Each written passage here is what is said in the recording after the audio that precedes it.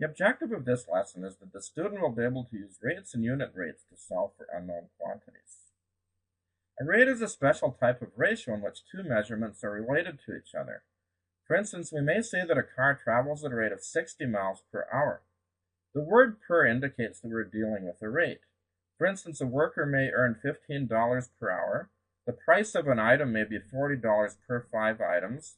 The heart rate may be 142 beats per 2 minutes, and so forth. Fractions and a slash sign can also be used to represent rates. For instance, 60 miles per hour can be written as 60 miles over 1 hour, or 60 miles slash 1 hour. Both mean 60 miles per hour. $40 per 5 items can be written as $40 over 5 items, or as $40 slash 5 items. The first of these, 60 miles over 1 hour, is also known as a unit rate. A unit rate is used to describe the number of units of the first type of quantity that correspond to 1 unit of the second type of quantity. For example, $20 per 10 cards can be rewritten as the unit rate of $2 per 1 card. We just divide $20 and 10 cards by 10 to get $2 per 1 card.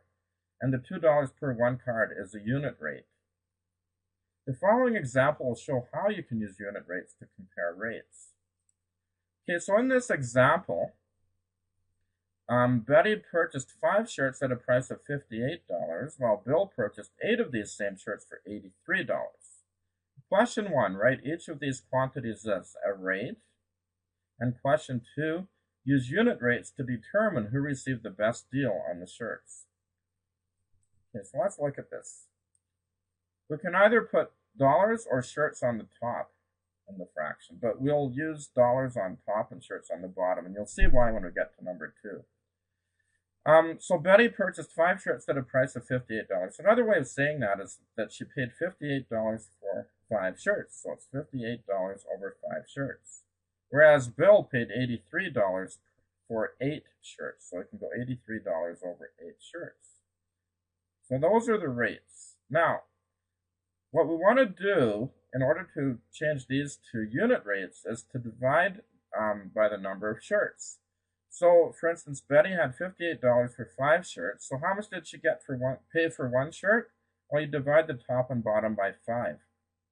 So it turns out to be $11.60 per 1 shirt. And Bill paid $83 for 8 shirts. So you divide the top and bottom by 8. Numerator and denominator by 8. So you get $10.38 for 1 shirt. So who received the best deal? Well, Bill received the best deal because he paid less for 1 shirt than Betty did.